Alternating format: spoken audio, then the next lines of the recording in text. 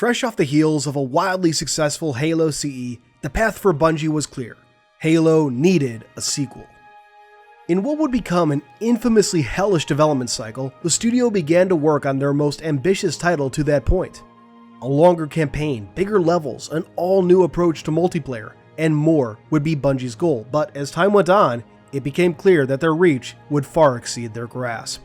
Halo 2's development is probably one of the most well-documented of the Halo games at this point, possibly one of the most well-documented of all time, and we'll talk about it as we ask, what is Halo 2?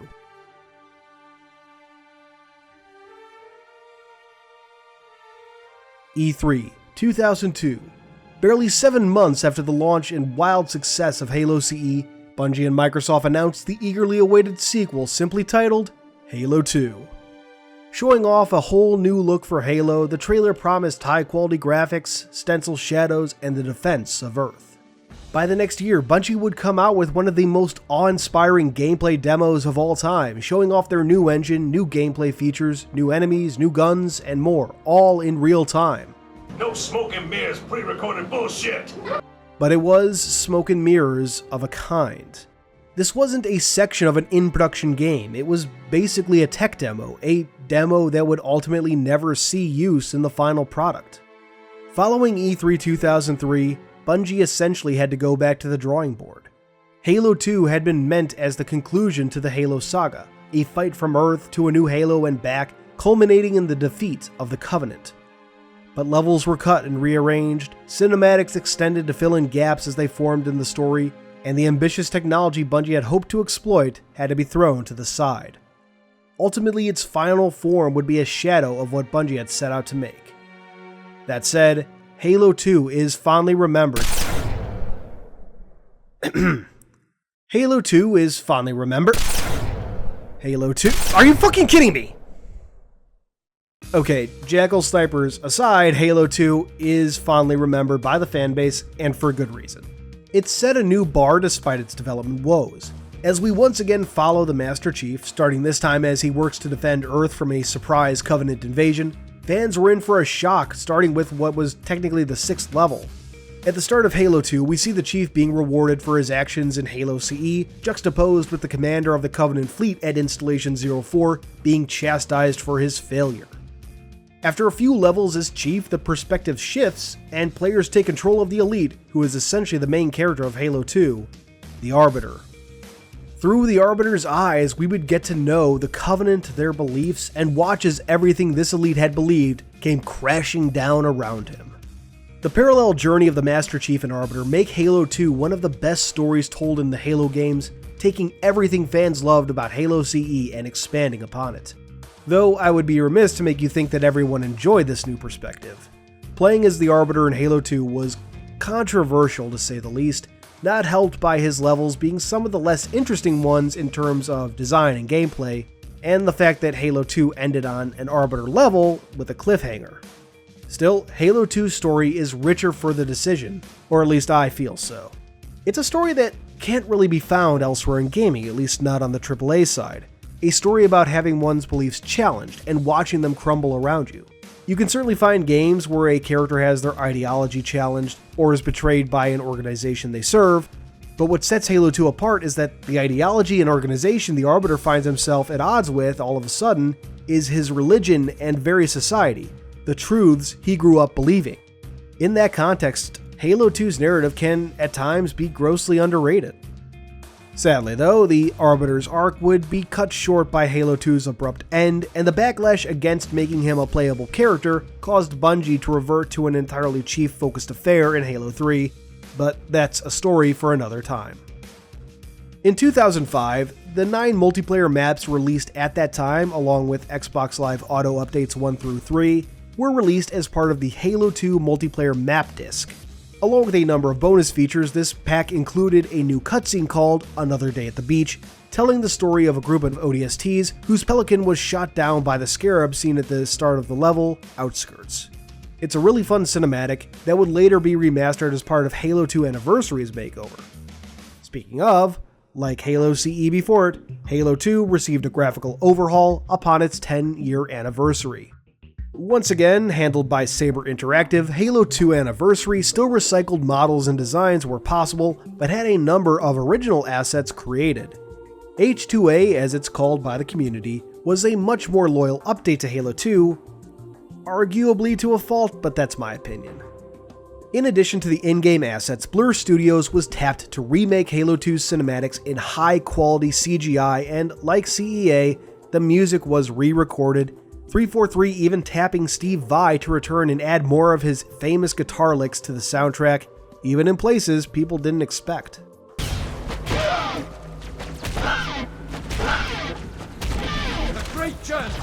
H2A's cutscenes are beloved by the community at large, as is the soundtrack. Although one sad change to Halo 2's soundtrack was the removal of Blow Me Away by Breaking Benjamin and First Movement of the Odyssey by Incubus. Luckily, these songs aren't gone forever. Like CEA, Halo 2 Anniversary's graphics can be toggled between classic and remastered at the push of a button, though unlike CEA, the change also swaps the music and sound effects. So you can go from the remastered fight in the Mausoleum with the new Breaking the Covenant soundtrack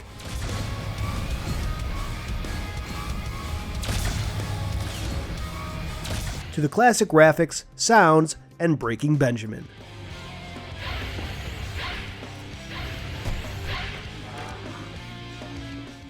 Further, the graphics swap can be done during cinematics, another upgrade over CEA. Halo 2 was the game that introduced skulls, a gameplay-altering feature to Halo. In the original Halo 2, a skull would first need to be found for it to be activated, and it would remain active until the Xbox was restarted, after which it would need to be found again. With Halo 2 Anniversary, skulls could still be found for achievements, but every classic skull is available to players from the start, and they can be toggled on and off like in Halo 3 and beyond. In addition, a handful of new skulls were added.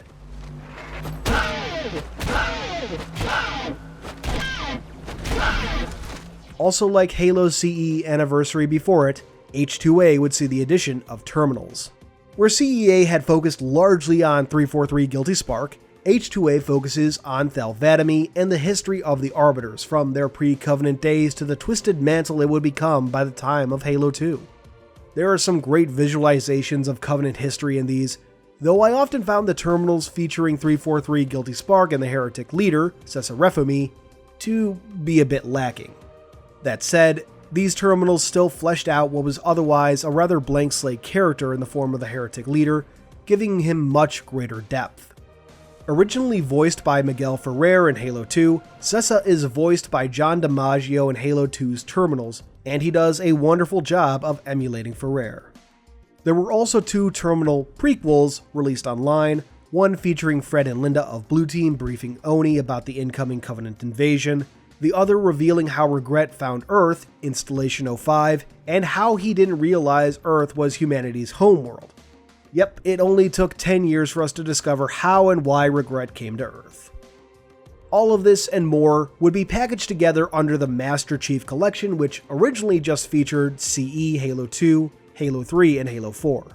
I don't need to remind people of how horribly the launch of MCC went back in 2014, but despite that terrible launch, Halo 2 Anniversary's overhaul of graphics, music, and more was generally well received, possibly even more so now that the game pretty much works as expected.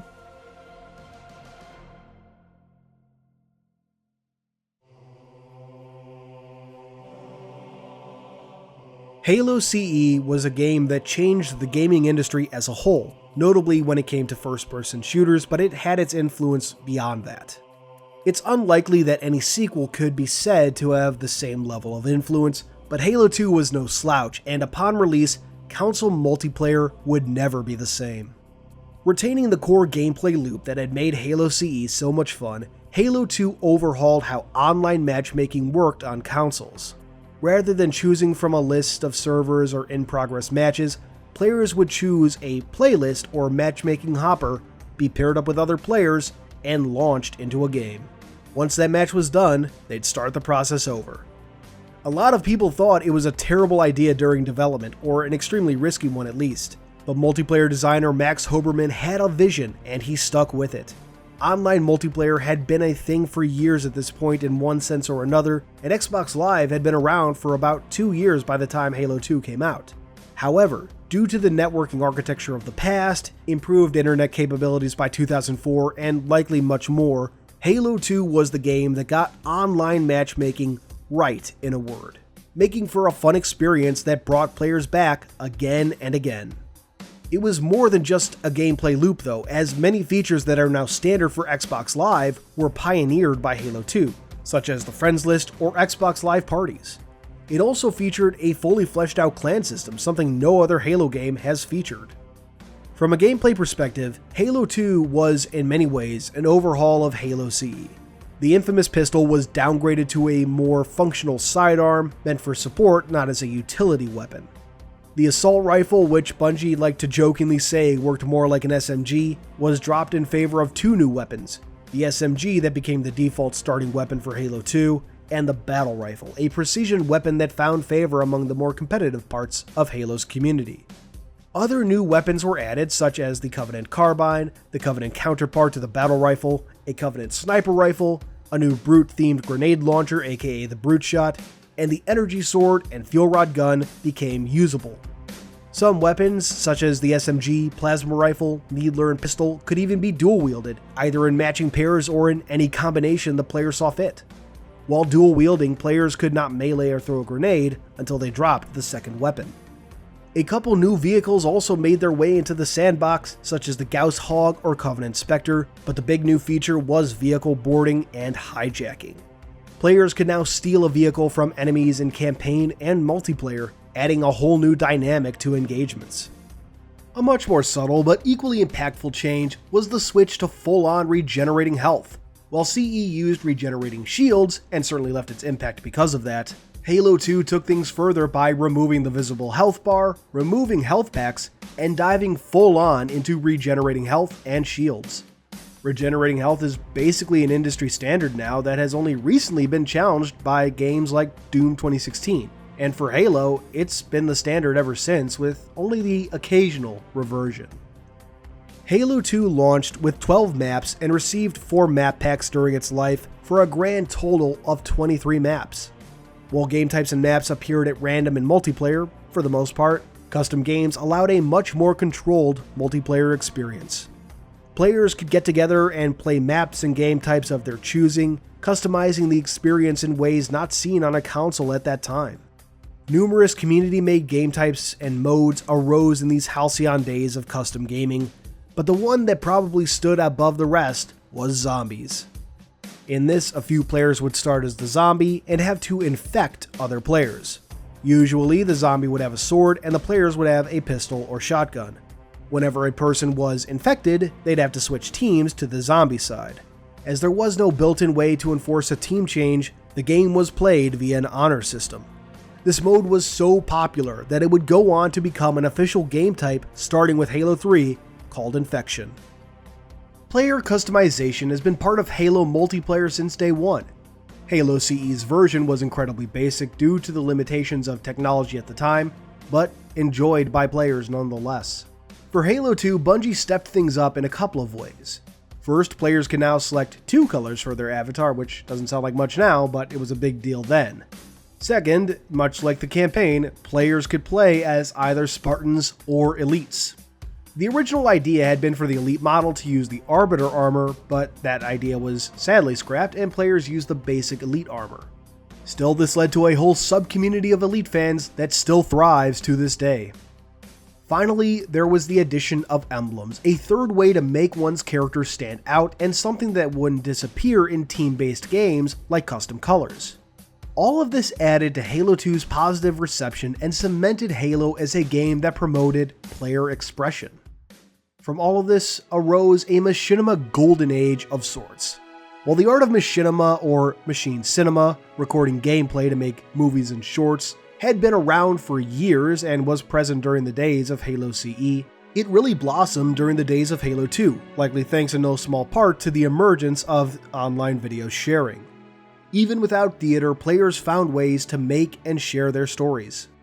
The original Halo CE had a bug in which the third-person model would, when looking straight down in first person, appear to be looking forward in third person with the gun aimed down. This allowed players to make it look like the Spartan was talking by bobbing their head. Supporting the emerging Machinima community, Bungie included a way to make characters lower their guns, an at-the-ready stance that has since become a staple of the games. On May 31st, 2007, Halo 2 was ported to PC as Halo 2 Vista, a port that would only work on the recently released Windows Vista operating system and as part of the Games for Windows Live service. The Vista-only approach resulted in a steep decline in popularity compared to the Halo CE PC port, largely due to the very poor reception of Windows Vista. It didn't help that the graphics for the game were now considered highly outdated. The Games for Windows platform wasn't a very well-received service either, and had its share of issues. Unlike its console counterpart, Halo 2 Vista featured a more traditional PC server browser rather than matchmaking. Featuring all 23 of Halo 2's original maps, Halo 2 Vista also featured 2 new maps, District and Uplift, along with a map titled Example, which was an example level for Halo 2 Vista's map editor. It found a small audience, but nothing like the popularity experienced by Halo Custom Edition. Notably, Halo 2 Vista featured some changes to classic exploits, notably the Sword Lunge.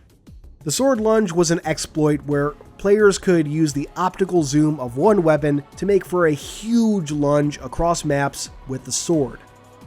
This, along with a few others, was removed. When Halo 2 Anniversary and the Master Chief Collection came out in 2014, the complete multiplayer offering of Halo 2 was made available as part of the service, all of it updated to run at 60 frames per second and 1080p resolution. That was later expanded to 4K along with the entire MCC collection. All the classic bells and whistles were included, even a few extra as time went on, such as skulls. As the game used the Halo 2 Vista port of Halo 2 as its basis, some classic exploits were gone or changed, as previously discussed. Some were later brought back in, like the Sword Lunge. In addition to classic multiplayer, 343 Industries worked with former Halo designer Max Hoberman and his studio Certain Affinity on a Halo 2 Anniversary multiplayer offering. This update to classic Halo 2 multiplayer would be built on a modified Halo 4 engine designed to emulate as closely as possible classic Halo 2 gameplay. It featured almost all of Halo 2's classic sandbox, along with a few new items such as the Gun Goose, an ODST-style suppressed SMG, and the assault rifle, just to name a few things. Naturally, it also included a number of custom game options more in line with modern Halo games, notably Infection. It also featured a fully fleshed out Forge mode and included 3 blank canvases for players to use. H2A multiplayer launched with 6 map remakes: Stonetown, Bloodline, Lockdown, Shrine, Zenith, and Warlord. A 7th map, Remnant, would be added later as part of an apology for the poor launch of MCC by 343 Industries. Like with its classic counterpart, H2A also allowed players to choose between Spartan and Elite player models, though there are a handful of each rather than one of each, like in classic Halo 2. Halo 2 Anniversary's multiplayer was pretty well received given MCC's launch issues, and for myself and others, represents a great modern take on classic Halo. And that's it for Halo 2 and its various ports over the years. Halo 2 was a hallmark for the franchise and gaming, not unlike its predecessor though, for very different reasons. From a canon point of view, it represented the branching out of the Halo universe, with far more characters and perspectives than we'd had up to that point, and that's something reflected in the media surrounding Halo 2. For recommended media, we first have Halo First Strike, which tells the story of how the Master Chief and Johnson got back to Earth before Halo 2, along with a few other story threads. Written by Eric Nyland, the story is an excellent follow-up to Halo CE/Halo the Flood. It's hard to say much else without spoiling parts of the plot, but it's definitely a worthwhile read, especially the 2010/2019 reprints that featured additional content in the adjunct section that further flesh out events surrounding Halo 2 and the Halo universe as a whole. Next, we have Halo Ghosts of Onyx, a book largely set concurrent with Halo 2. Featuring the introduction of the Spartan 3 program and explaining what the Spartans of Blue Team were up to while the Chief was off gallivanting across Installation 05, The book is considered to be one of the best in the Halo mythos, and for good reason. Notably, it was the first Halo novel to not feature the Master Chief at all. After that, we have Halo Broken Circle. Split into two parts, the first part is set just after the founding of the Covenant, following a group of Sangheili who don't want to join the Covenant, and a Sanshayun prophet who has to return to his homeworld to basically get female breeding stock so his species doesn't go extinct. The second part of the book follows the descendants of these groups during Halo 2, The Great Schism, and beyond. It's a great look at Covenant politics, something any fan of Halo 2 should find interesting. Next, we have the Halo graphic novel. Released in 2006, this comic anthology features 4 stories, 3 of which tie directly into Halo 2. Ever wonder where the Spec Ops commander had experienced the stench of flood before? Or what was going on Earth just before Halo 2? These comics have your answers. Each story has its own art style that goes, I'd say, perfectly with the story being told, and to this day I don't think any other Halo comic has topped it. That's not to say that the later comics are bad, some are but most aren't. It's just that the Halo graphic novel set a really high bar from day one. Next up, we have Conversations from the Universe. This was a pamphlet included with Halo 2's limited edition and features, as the title implies, a number of conversations from across the Halo universe. 343 Guilty Spark during the events of Halo CE, to elites wondering why humanity wasn't offered the chance to join the Covenant, and much, much more. It's a fascinating look into the Halo universe, especially given the time it was released. While it's certainly difficult to get one's hands on a direct copy of it, with the Halo 2 limited edition so rare these days, the transcript of these conversations can be found on Halopedia. And finally, we have the Halo 2 ARG I Love Bees, or more specifically, the audio drama portion of that ARG.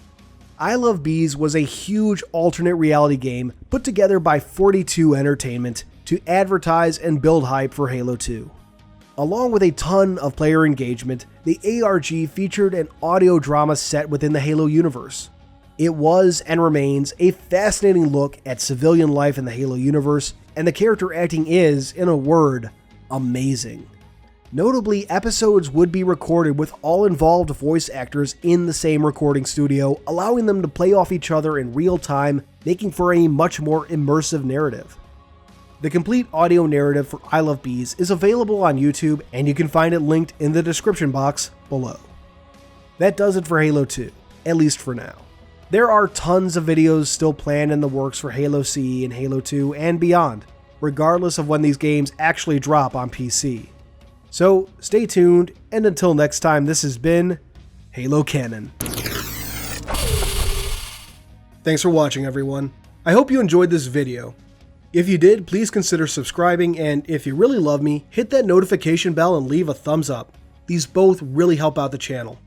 I wouldn't be where I am now without your views and support, so once again, thank you. Keep on being awesome, Canonites.